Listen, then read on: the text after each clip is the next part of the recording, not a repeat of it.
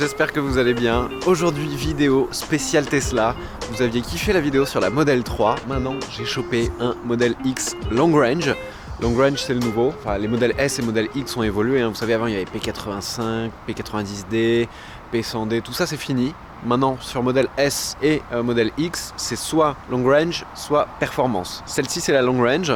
Donc 505 km d'autonomie annoncée en cycle WLTP. 0 à 100 en 4 secondes 6, 250 km/h de pointe. Si tu prends la Performance, c'est 2 secondes 9 de 0 à 100, mais 485 d'autonomie. Pourquoi l'autonomie évolue? À l'avant, on a un nouveau moteur électrique qui vient du train arrière de la Model 3, un moteur à aimant permanent, je sais absolument pas ce que ça veut dire, mais du coup elle consomme moins d'énergie. On a des nouvelles suspensions pneumatiques adaptatives que tu peux régler de très bas à très haut. Quand tu vas sur l'autoroute, elle se met bas. Tu peux régler très haut et il va enregistrer la position si par exemple c'est pour passer un chemin chaotique. Par GPS, il va l'enregistrer dès que tu reviendras à cet endroit-là, ça va relever les suspensions. Donc je suis parti de Paris en me disant je vais aller à Cannes en faisant 2 étapes. Les 2 étapes, c'était pas pour la recharger, c'était prévu pour un road trip. Une à Dijon, une à Annecy. Là, je suis dans la première étape Paris-Dijon. Je l'ai prise ce matin au Parc Presse à Chambourcy chez Tesla. Elle était chargée à 98%. Je suis repassé par Paris pour prendre mes affaires et là, direction Dijon. En fait, la question qui va se poser, c'est est-ce qu'on peut prendre une Tesla Long Range et faire un road trip sans se poser de questions? Selon Tesla et selon, évidemment, tu peux le faire. Tu peux le faire, il y a des superchargeurs et tout, mais la question c'est est-ce que tu peux le faire sans trop te poser de questions? Parce qu'on se dit quand même quand on part, est-ce qu'on aura assez de batterie, est-ce qu'on aura assez de trucs, est-ce qu'on va passer par une station essence où il y aura des bornes, ou alors est-ce qu'il faut passer par un superchargeur, est-ce qu'il faut prévoir un hôtel où il y a une borne de recharge ou une prise et tout, c'est pas évident. Moi j'ai pris des Airbnb comme ça, sans réfléchir, sans demander s'il y avait des prises, et on va voir du coup si on arrive à faire ce road trip ou si on tombe en panne. Ici, comme je vous ai dit ce matin, je suis parti de Paris avec 98% de charge et j'ai mis Dijon dans le GPS, ou plus précisément l'adresse de mon Airbnb, et il m'a dit vous allez arriver mais avec 5% de batterie. Et du coup je me suis dit s'il n'y a pas de superchargeur là-bas, ça va être relou. Donc j'ai appuyé sur superchargeur et sur le trajet autoroutier il y avait un superchargeur à Auxerre ici. Donc là la voiture avait 44% de batterie. On va voir ce qu'elle nous dit, où en est la recharge. Alors dès que tu t'approches, elle s'ouvre. Je vais vous montrer un petit peu. Tu vois là, elle en est à 60% de batterie. Supercharge 50 minutes restantes si tu veux la charger à 100%. Alors pourquoi 50 minutes alors que vous avez dû entendre que en 40 minutes tu pouvais la recharger de 0 à 80% à peu près, ou quelque chose comme ça? C'est parce que en fait la batterie était à 44%. Plus elle est basse, plus elle est vide, plus tu vas recharger vite. Si tu as encore beaucoup de batterie, la recharge va être très lente. Autre chose qui est arrivée récemment sur les modèles X et modèles S, parce qu'ils sont mis à jour en permanence, même si tu as un ancien ça marche, c'est le préconditionnement des batteries. Si tu mets dans ton GPS un des superchargeurs, quelques minutes avant que tu arrives au superchargeur, il va chauffer la batterie autour de 30 degrés, ce qui fait que la charge sera beaucoup plus rapide. Si tu arrives avec une batterie froide et 80% de batterie, il va peut-être falloir 1h30 pour faire les 20% derniers restants. Ça c'est la chimie de la batterie, c'est comme ça. Donc maintenant je vais vous montrer un petit peu le modèle X. Je l'avais testé brièvement à Monaco, mais ici du coup je l'ai pour un peu plus d'une semaine, donc je vais vraiment pouvoir vous donner tout au long de la vidéo, qui sera un peu sur la semaine en fait, mes impressions. Donc contrairement au modèle 3 où tu as juste une carte ou alors ton téléphone, ici tu as une vraie clé physique et qui te permet de tout contrôler sur la voiture. Donc si tu appuies 2 fois à l'avant, hop, ça ouvre le coffre avant. Je vais vous montrer le coffre avant dans lequel, selon Tesla, tu peux mettre un sac de golf. Ils raisonnent toujours en sac de golf, les constructeurs, ça me fait rire. Alors, en fait, dès que tu t'approches de la voiture, elle se déverrouille automatiquement. Et dès que tu recules, regarde, hop, je m'en vais. Bah, elle est toujours pas verrouillée. On recule encore. Voilà. Donc, ce qui est amusant, c'est que, c'est un peu comme sur la Koenigsegg Regera, tu peux ouvrir avec la clé les portes. Et elle a les portes en aile. Alors j'avais dit en aile de mouette à Monaco, ça avait fait rire chez Tesla, il m'avait dit non, c'est en aile de faucon. Moi j'aime bien en aile de mouette. T'appuies sur la clé, hop, tu peux ouvrir les portes comme ça. Ça c'est incroyable, il n'y a franchement aucune autre voiture. Pour ouvrir la porte conducteur, t'appuies sur la poignée de porte, hop, elle s'ouvre toute seule. Tu montes dans la voiture, tu appuies sur le frein, et la porte se ferme. Et là pareil, si tu veux fermer la porte conducteur et si tu veux tout fermer, d'ailleurs tu appuies une fois sur le toit de la clé, hop, et tout se ferme. Ça c'est vraiment le kiff, qu'est-ce que j'adore, c'est génial. Si tu veux juste ouvrir la porte sans la clé, tu appuies une fois sur la poignée, ça s'ouvre. Le coffre derrière tu peux l'ouvrir avec la clé ou alors via la poignée. Alors là il y a 2 valises et elles reposent sur la dernière rangée de sièges. Donc tu as 2 configurations possibles pour l'intérieur. Là elle est en configuration on va dire luxe. Tu as 2 sièges devant, 2 sièges derrière et encore 2 sièges disponibles rabattables un peu dans le coffre en fait, et où tu as accès facilement. Je vais te montrer, regarde, c'est assez rigolo, parce que tu te dis comment tu accèdes aux 2 derniers sièges. Ils ont pensé à tout. Il y a un petit bouton, tu appuies là, hop, donc le siège s'avance, le siège de devant s'avance aussi, et regarde, il se penche, hop, et tu peux accéder à ton siège là qui sont rabattus pour les valises. Et sinon, tu as une configuration où tu as une banquette de 3 sièges, plus les 2 à l'arrière, ça fait 7 places dans le Model X, c'est assez énorme. Donc on a un SUV luxueux de 2,5 tonnes qui fait 0 à 100 en 4 secondes 6 ici, ou 2 secondes 9 si tu prends la performance. Le modèle grande autonomie, donc je dis long range depuis le début, mais sur le site, si vous regardez en français, ce sera grande autonomie. Il est à partir de 90 700 €, et le performance à partir de 106 700 €, tous les deux bonus écologiques déduits. Donc on va la laisser recharger, et puis on va y aller. Deuxième jour avec la Tesla Model X grande autonomie. Donc hier, après la recharge vers Auxerre, j'ai fait Auxerre-Dijon, mais j'ai oublié de vous montrer un truc, ce qu'on peut regarder, ce qu'on peut faire pendant la recharge pour s'occuper. Mais là, tu vois, c'est un matin, il fait un petit peu frais, t'as froid, tu vas rentrer dans la voiture, tu vas commencer à conduire, tu vas avoir froid. Donc qu'est-ce que tu fais? Tu sors ton magnifique smartphone, appli Tesla, et qu'est-ce que tu peux faire? C'est magnifique, climatisation, 23 degrés allumé, je vais me mettre du dégivrage, je vais mettre mon siège chauffant sur 2, et donc en fait, dans 5 minutes, quand je vais rentrer dans la voiture, il fera bon, mon siège sera chaud et je vais pouvoir vous montrer tout ce que je voulais vous montrer. Alors, recharge, il reste 140 km d'autonomie et là, je dois aller jusqu'à Annecy, donc je sais pas si ça va le faire. Du coup, imaginons que là, elle est en recharge, tu dois attendre 30 minutes, 40 minutes, tu sais pas quoi faire. C'est maintenant sur toutes les Tesla, hein, parce que c'est mis à jour en fait. Si tu as acheté une Tesla Model X il y a 3 ans, je pense que maintenant elle est capable de faire ça. Hop, tu sais pas quoi faire, tu t'ennuies, alors où tu vas? Tu vas ici, et tu as un menu divertissement, tu as des jeux. Donc arcade ou théâtre, d'abord je vais vous montrer les jeux arcade. Ça c'est un équivalent de Mario Kart en fait. Et tu joues avec le volant et les pédales de ta Tesla. C'est assez incroyable. Donc tu choisis 1 ou 2 joueurs. Moi je vais mettre un joueur. Hop, continuer. Hop, la course commence ici. Donc ça accélère tout seul. Mais tu gères avec le volant de ta Tesla.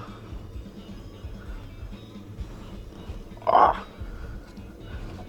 Évidemment, si tu as des cadeaux, des trucs, des machins comme dans Mario Kart, tu les utilises via... tu touches l'écran en fait. Hop. Voilà, donc tu as plein de circuits, tu as plein de joueurs. Et la voiture, petite spécificité, la voiture sur laquelle tu pilotes, elle est comme la configuration de la tienne. Donc si tu as une Model S noire ou une Model X rouge, et bah dans le jeu, elle sera de la configuration qu'il faut. Ça pompe pas énormément la batterie vu que c'est juste un ordinateur, alors que là, ça recharge pour les moteurs électriques, tu vois. Donc arcade, t'as plein de jeux. Bon, et regarde, théâtre, Netflix, YouTube. Si ça, c'est pas la vie. Et donc tu peux mettre YouTube et profiter du système sonore de la Tesla Model X, qui est quand même pas dégueulasse. Qui c'est celui-là? Est-ce que ça marche bien? On va voir. Ah, c'est génial! Et voilà, si tu as un compte Netflix, tu mets Netflix, tu te connectes et tu peux avancer les épisodes que tu es peut-être en train de regarder de ta série préférée. Donc il y a, ah oui, j'ai oublié de vous montrer, le karaoké. Ça, je vais pas vraiment pouvoir vous le montrer parce qu'il y a des droits d'auteur sur les chansons, mais donc quand tu mets l'onglet musique, et il y a karaoké. On va arrêter ça parce que les droits d'auteur ils vont nous flinguer. Et en fait, tu choisis des morceaux et en fait, tu lances la musique. Bon, t'as compris, donc je vais couper le son parce que sinon voilà. Mais tu peux chanter et couper les paroles dans la chanson, donc t'as juste la musique. C'est le principe du karaoké. Ça, tu peux le faire en roulant aussi. Il y a marqué que c'est juste pour le passager. Mais tu peux le faire. Je sais pas comment tu t'occuperas quand tu rechargeras ta Porsche Taycan. Donc navigation, et je dis que je veux aller à Annecy. Hop, 168 km, il me reste 138 km. Donc il va forcément me proposer de m'arrêter. La question c'est où? Est-ce que c'est à Beaune à 38 km? Voilà, du coup il me conseille de m'arrêter à Beaune, c'est bien ce que je pensais. Parce qu'à Beaune il me restera plus que 15% de batterie. Je crois que c'est ça que ça veut dire, ça. Et il faudra que je reste 40 minutes au superchargeur. Donc il te dit trajet total 297 km, 3h26, en comptant la supercharge à Beaune. Et arrivé à Annecy, ensuite il me restera 14% de batterie. Donc il va falloir qu'ensuite quand je parte d'Annecy, que je regarde un peu la carte des superchargeurs un petit peu avant pour pas me retrouver piégé quand même. Donc long range, mais il faut quand même un tout petit peu prévoir, parce que tu t'arrêtes pas pour faire le plein comme avec une voiture thermique. Donc ce qui est bien, c'est qu'une fois qu'il t'a fait ton itinéraire, donc là de Dijon à Annecy, il va me faire m'arrêter au superchargeur de Beaune qui est genre juste là. Ensuite je vais arriver ici avec 14% de batterie, et ensuite je vais aller vers le sud. Donc je regarde un petit peu où est-ce qu'il y a des superchargeurs. Je vois qu'il y en a un ici à Chambéry, mais donc je suis en train de voir qu'il y en a aussi direction le sud. Donc en fait, il n'y aura pas de problème a priori. Leur réseau continue de se développer à vitesse grand V. La question, ce sera de savoir niveau écologie s'ils vont s'ouvrir aux autres voitures ou pas. Parce que si chaque marque fait son réseau de superchargeurs, on s'en sortira jamais, ça va être très compliqué. Je peux décider d'ouvrir aussi celle de droite via l'ordinateur central, la porte passager. C'est vraiment une voiture robotisée, j'adore ça. Et encore mieux que les Rolls-Royce, il faut tendre le bras, appuyer sur un bouton ici, tu appuies sur le frein, ta porte se ferme toute seule. Pour l'ouvrir, même délire, tu tires juste un petit coup sur la poignée et elle s'ouvre toute seule. Et si elle est ouverte en grand, pour le passager, étant donné qu'il n'a pas de pédale de frein, il donne un petit coup, comme ça, sur la poignée. Voilà, donc je m'arrête à Beaune avec 48 km d'autonomie, considérant les 50 derniers kilomètres. Et petit message quand je m'arrête au superchargeur que j'avais mis dans le GPS, il me dit batterie faible, votre batterie aura considérablement moins d'énergie disponible si la température baisse, nous vous conseillons de la recharger maintenant. Donc il a bien préchauffé la batterie. Donc pour la charger, tu vas dans chargement, ouvrir la prise de charge, tu sors de ta Tesla. Tu vois, il y a les deux prises, il y a les prises pour les modèles 3 et modèle X, modèle S. Hop, tu sors la prise, tu la mets, ça se clignote en bleu, puis ça va se verrouiller et se mettre en vert. En fait, le temps qu'il démarre la charge, tu as démarrage, 68 km, hop, supercharge, temps restant 40 minutes. Il est 10h54, 35 minutes. Un truc qui est bien avec la Tesla et du fait qu'elle est connectée avec l'appli sur le téléphone, c'est que tu peux regarder, bon là on a de la chance, Beaune, le centre-ville est à côté du superchargeur, à 10 minutes à pied, donc tu peux faire un petit tour au marché et ensuite revenir à ta Tesla. Et en fait, pendant que tu fais ton petit tour, tu peux regarder sur l'appli combien de kilomètres d'autonomie tu as et combien de temps il reste. Là, il m'a dit il reste 10 minutes pour continuer votre trajet. C'est-à-dire pour continuer le trajet que j'ai mis dans le GPS vers Annecy. Il me faut encore 10 minutes de charge pour pouvoir arriver sans recharger de nouveau la batterie avant Annecy. J'aimerais bien ne pas arriver à vide à Annecy, donc on va voir. Donc je me dis pour l'instant, t'es quand même obligé de faire des longs arrêts. Je peux pas faire de trajet d'une traite, mais dans un sens, je me serais probablement jamais arrêté à Beaune si j'avais pas eu à faire une supercharge. Donc d'un côté, tu raisonnes différemment, ça te fait découvrir de nouveaux endroits si tu peux les visiter, parce que sinon, si t'es sur le parking de l'hôtel et que tu dois juste attendre, tu visites pas grand chose, tu fais juste une pause de 30-40 minutes. Chez Tesla, ils disent oui, mais bon, tu t'arrêtes, tu vas aux toilettes, tu prends un café, t'en as vite pour 30 minutes, mais non. Moi, quand je m'arrête à la station essence et que je fais des trajets d'une traite, c'est un arrêt au stand, je m'arrête, je fais le plein, je repars, j'en ai pour 10-15 minutes maximum. Là, t'en as pour 30-40 minutes. T'organises quand même pas ton trajet de la même manière. Voilà, donc là, la supercharge est terminée, je peux le voir via l'appli. Et il me dit, donc là, j'ai 401 km d'autonomie, et il me dit qu'il reste 35 minutes, cette fois, si je veux charger la batterie à fond. Donc tu vois, il faut à peu près 35-40 minutes pour recharger de... je sais plus à combien j'étais, jusqu'à 80%. Et ensuite, il faut le même temps pour faire les 20 derniers pourcents. Donc, il est 11h48, 431 km d'autonomie, 30 minutes restantes pour la full charge. Là, je vais y aller. Mais bon, 432 km d'autonomie, c'est pas sur l'autoroute. Sur l'autoroute, on va être à moins de 300, c'est sûr. Voilà, donc on est parti de Beaune avec 445 km d'autonomie annoncée. Donc c'est annoncé selon le cycle WLTP, c'est pas annoncé selon régulateur à 130 sur l'autoroute.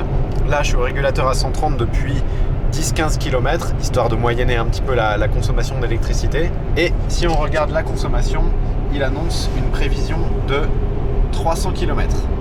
Donc 300 km en moyenne sur calculé sur les 10 km que je viens de parcourir, donc de l'autoroute à 130. Changement de plan, du coup on voulait déjeuner à Annecy et ensuite peut-être faire une supercharge à Chambéry.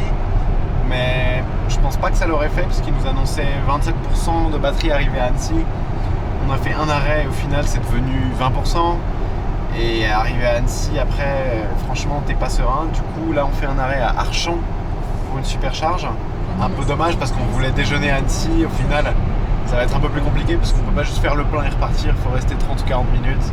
On va voir combien de temps on reste pour avoir assez de batterie pour ensuite aller à Annecy, être confortable pour aller ailleurs, puis faire éventuellement une supercharge plus au sud. Mais pas évident en fait. Ça t'oblige de beaucoup réfléchir à où est-ce que tu vas manger, si tu peux recharger quand tu vas manger, parce que l'idéal c'est ça quand même, de concilier les deux.